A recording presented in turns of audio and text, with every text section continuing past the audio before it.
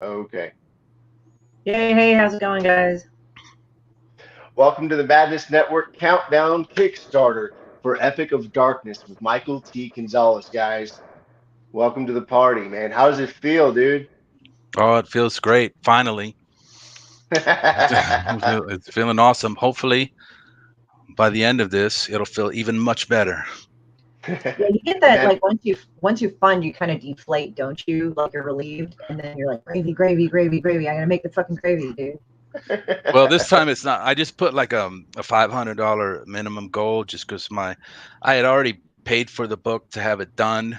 The real purpose of this was try to get people, to follow what I'm doing and then maybe come back for the next one and the next one and the next one. So I wasn't really looking to get my money back for this particular book. So I just put it as a $500 goal, and just to have enough money to do a small print run, and then anything above that, like you said, it's just gravy. So but yeah, it would definitely be really nice if we could get up there. I mean, the main metric I'm kind of looking at is the number of backers. It would Mm-hmm. be awesome if we get I really wanted to get close to like 100 backers. hmm And if we're averaging like $25 a backer, then that would be 2,500, and then I could actually break even on it and then use some of that money towards the next book, which would be awesome. Well, that's still epic, dude. I mean, that's a great marketing plan, what you did to build the book's brand. Like, not many people have the foresight to look out that far and go, okay, this is what I need to do with the book to get people eyes on the book. And the fact that you planned this out so meticulously and it's been successful because you have, I mean, kudos to your work ethic, man. Yeah, Thank you. Extremely. Thank you. Uh, yeah. so, And I so how gotta does go. it go? I just have to give a shout out to some people for giving me a lot of tips and advice. Like definitely Pops for one. hmm He's given me a lot of advice for doing how to run a Kickstarter, how to do things better. And like I was telling you guys before, this is my fourth campaign, so I've learned a lot from my previous failures, and hmm I'm trying a couple different things with this campaign to hopefully have better results. And so far, it's looking pretty good.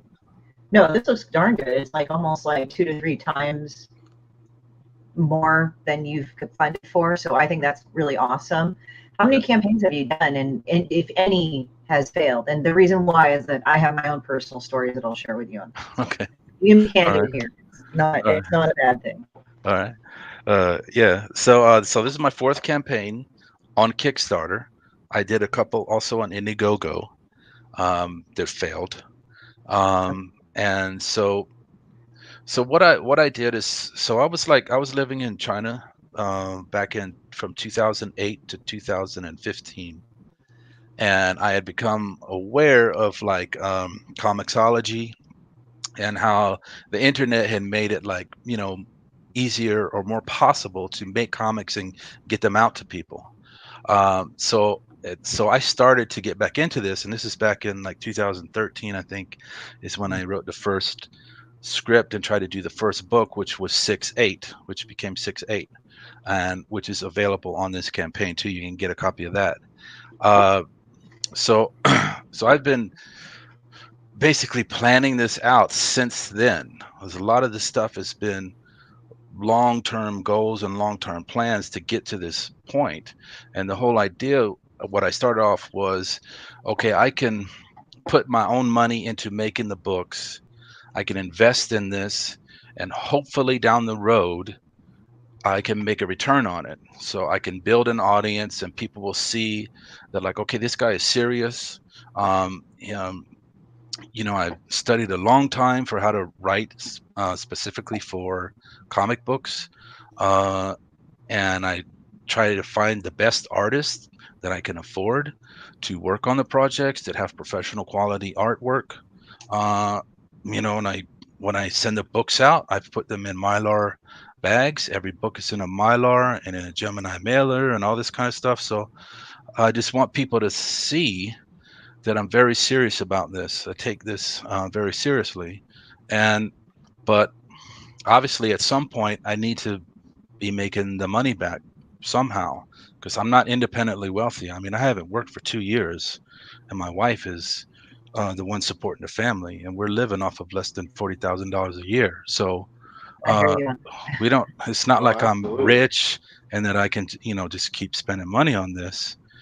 And it's not just the money, It's like I keep doing this and I'm not seeing any success with it, and so that I get a lot of outside voices saying like, why are you doing this, why are you wasting your time with this is all that kind of stuff. So at some point I gotta have to find some success to justify and rationalize continuing with it.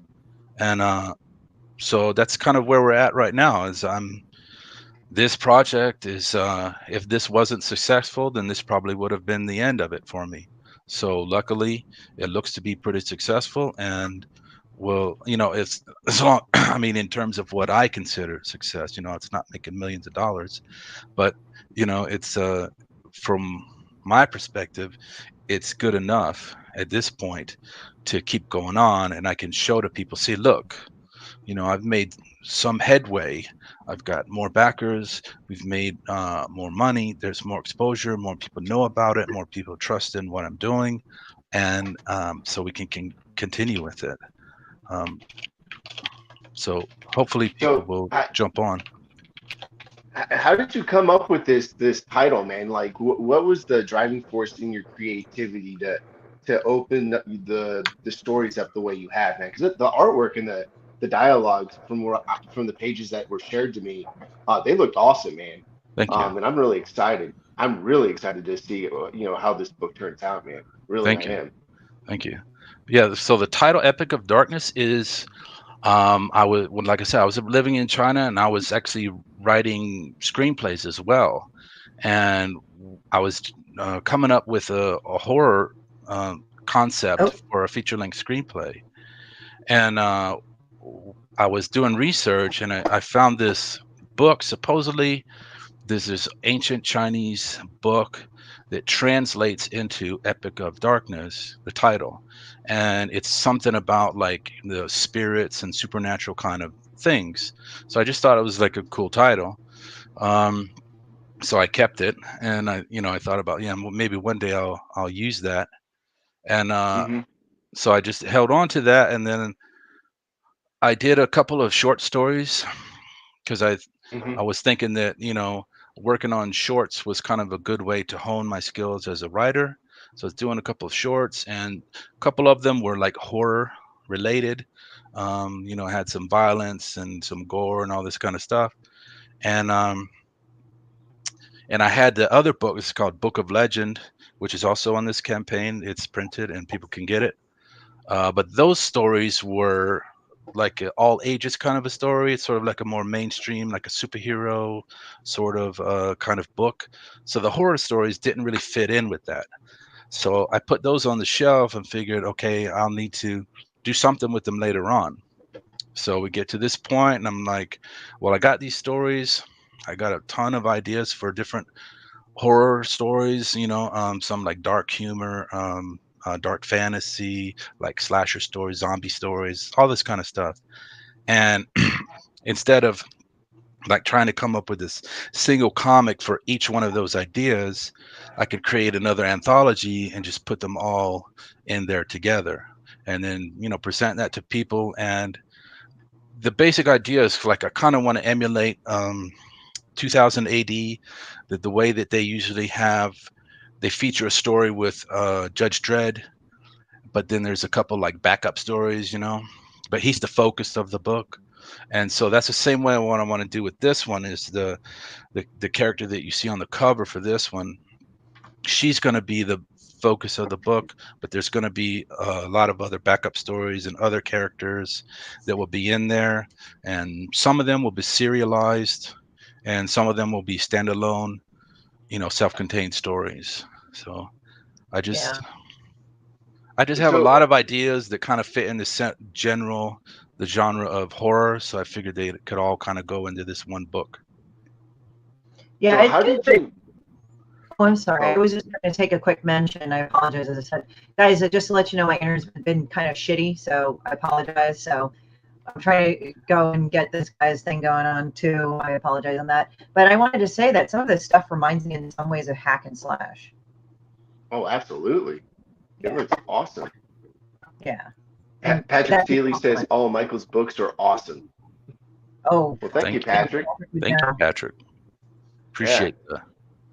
So, how did you develop the idea of Lady X? Because I like this idea that it's a placeholder to where we will later find out what the character's name is.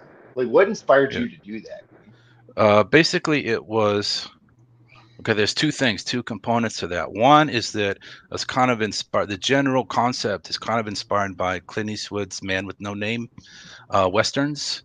So that kind of a general feel to it, where he's sort of mysterious in that. That's one aspect that you don't really even know his name. Then the other thing is that originally I had a different name. So like I was saying, this character actually goes back 30 years when I first kind of created her and messed around with it. And her name at that time was Oblivia. And but then when I went to do this book, that name has been taken. It's been, used by a bunch of different things. So I was trying to think of what else could I call her. And there is a name that people call her in the book, but she doesn't actually like that name. She doesn't want to go by that name.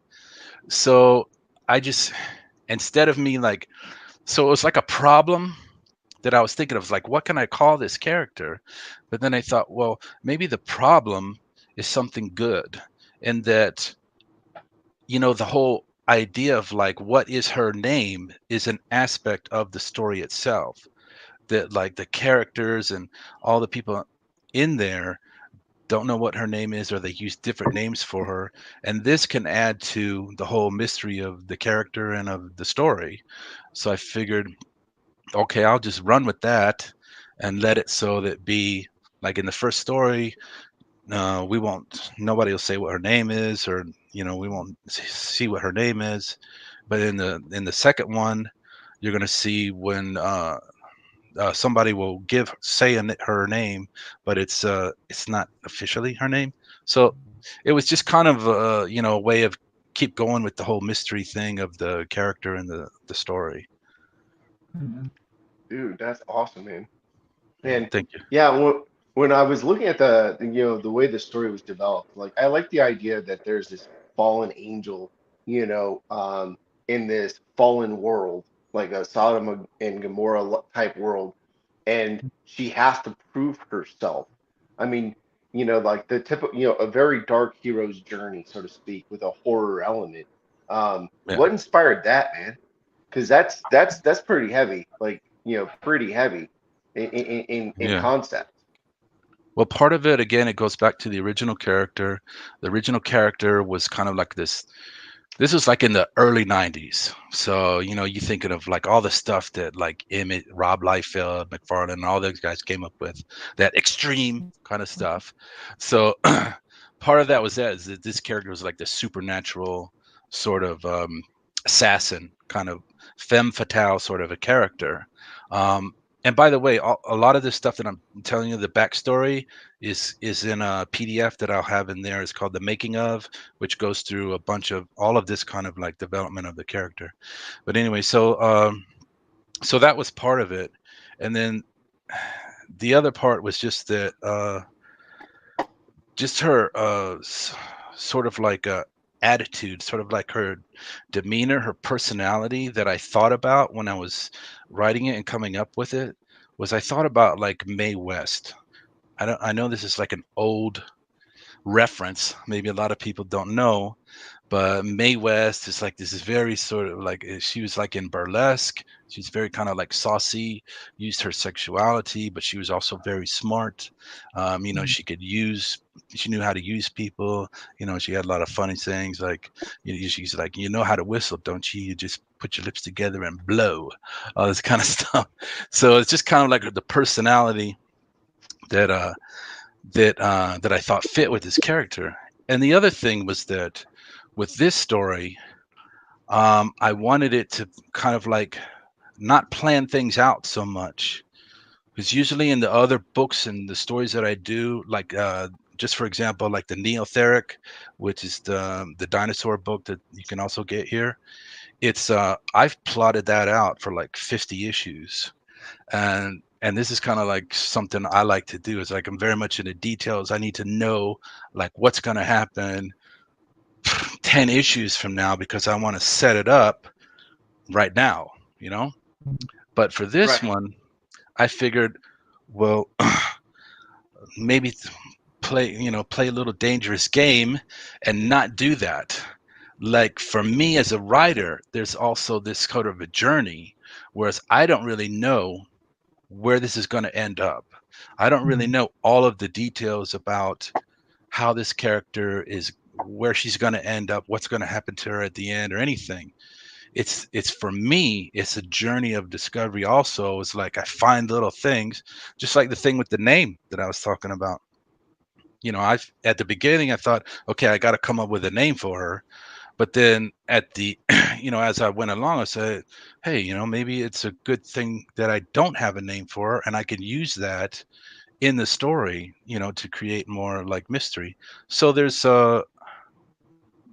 so is for me, I figured it was like as a journey for myself, so I could make it in the story for her. It's about her journey to, get to wherever it is she's trying to get to or do whatever she's trying to do, and sometimes she does stuff that is in spite of herself, you know.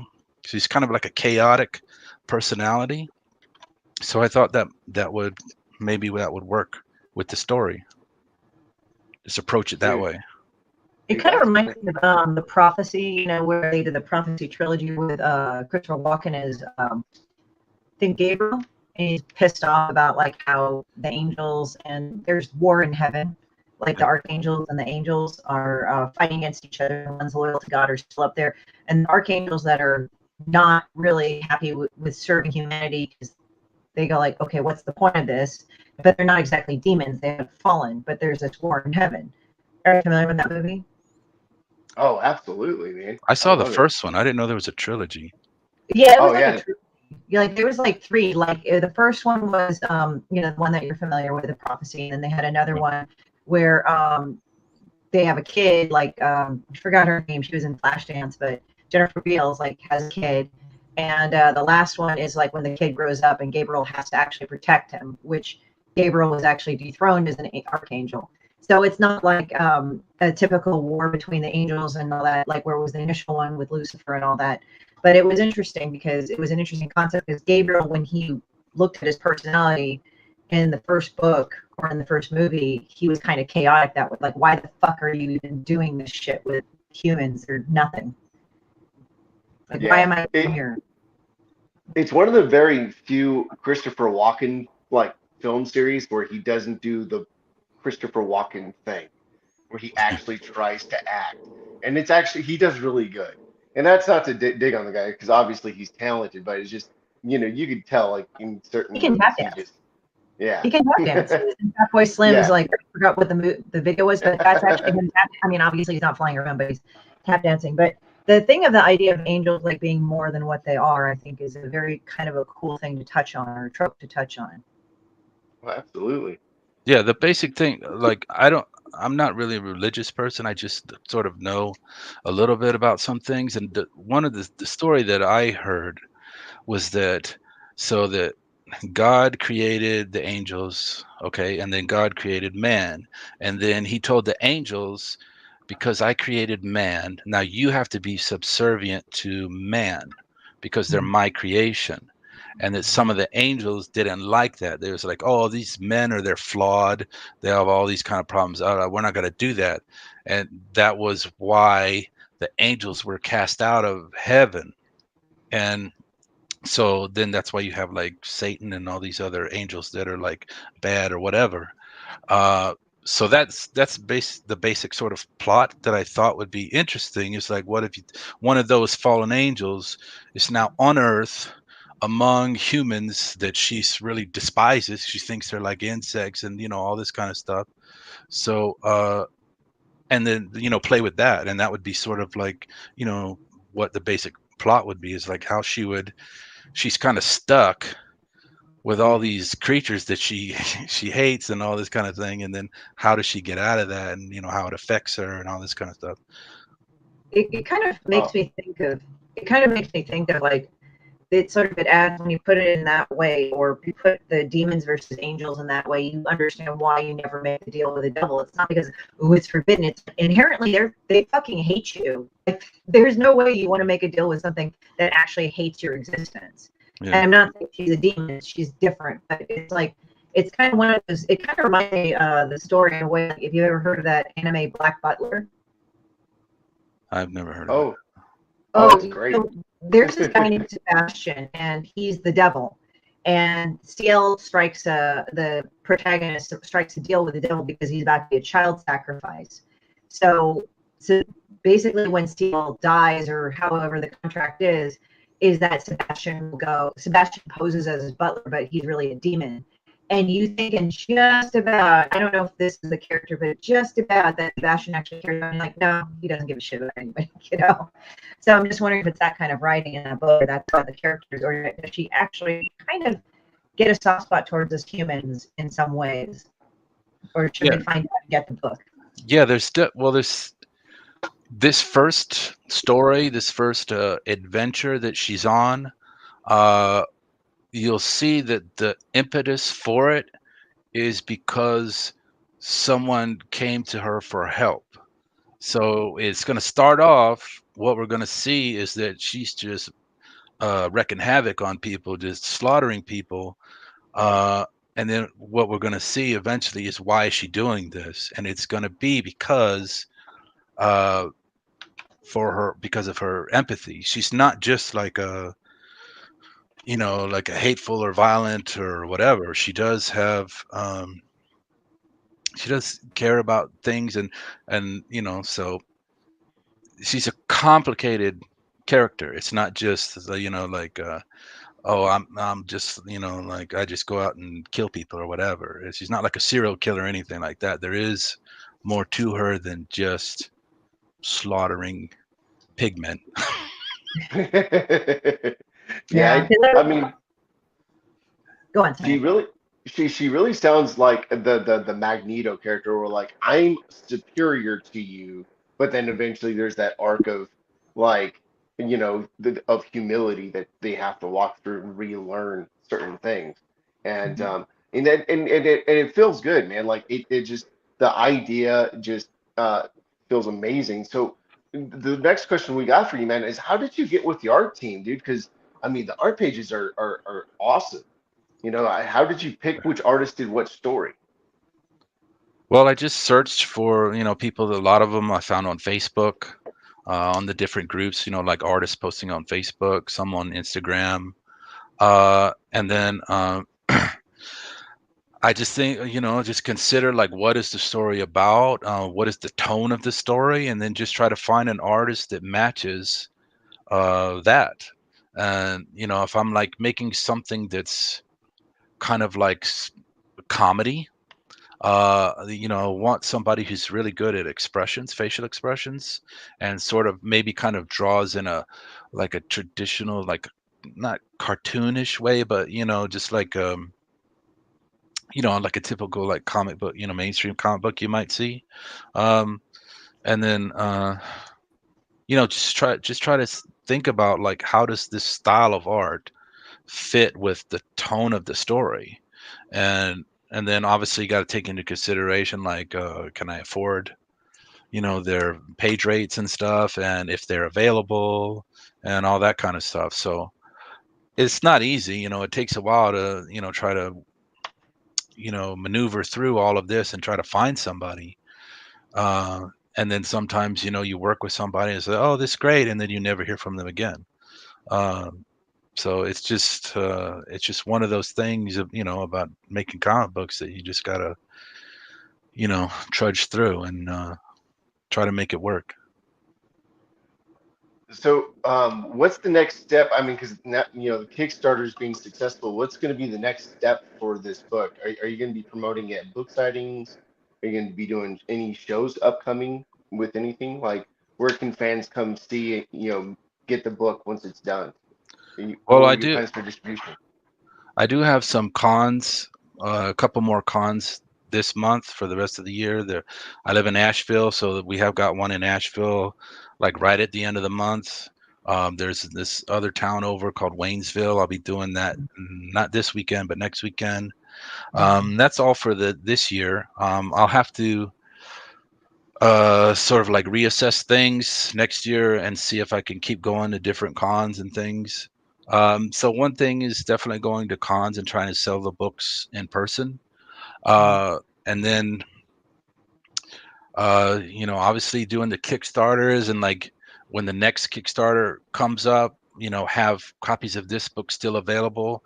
So when, people see that and they say, oh, I like this, and then you can offer them, hey, this is another book I already did, it's already ready, it's to go. All you can get that too. So I have it available so people can get it for future campaigns. Other than that, I mean, I don't know. I've looked into a little bit, like trying to see if I could contact stores and then get my books into different stores, but I haven't really pursued that too much because I don't have that many copies of each Mm-hmm. book. I've only printed a few. So for me to like send a bunch of books out to different stores and then not know if they'll ever even be sold, if they'll just be sitting on a shelf somewhere and then, just be thrown in the trash. I don't know if I really want to do that. So at this point, it's basically just running the Kickstarters, and going to cons and stuff like that. I don't know. I do have them on Amazon too. Like the books that I've already done, I put them up on Amazon just to have them there. I've only sold like a couple off of Amazon the last couple of years, but put them up there. I put them up on. There's a website called Global Comics. Oh yeah, I have a thing with Caps. I'm the president, and we have a deal with them. Oh yeah, with that website. Yeah, Global Comics. Yeah. Okay, yeah. So I put the previous books on there, and then later on I'll end up putting this one up there too, just to just to try to get some exposure for it. And the good thing about them is they let you put like not just a complete book. Like I did a preview version of this book, and I put that up there so that when people saw that, then they could go later on. They could search for the Kickstarter, the campaign when it started. So I'm using it sort of like as a advertising or promotional thing as well for future books. So Man, that's far smart. that's right, my avenues right now. Dude, Nice. that's real smart. Well, the Kickstarter has concluded. I know my screen is taking a moment, but it passed. You have funded. Congratulations. Thank you. Congratulations, man. Thank Congratulations, man. So you got 2 weeks to relax now for a bit because like you gotta wait for the funding. Now I gotta worry that people will actually come through. Kickstarter will actually be able to get the money. So I gotta worry about that now. Well, it'll be fine. Hey, man, the first step is always the hardest, dude. Yeah. Well, folks, thank you so much for joining us on this live stream for the countdown for this book, and we appreciate everyone that has backed it. Thank you so much for joining the Madness Network. Much love and respect. Mahalo. All right, guys. Thank you. Take care.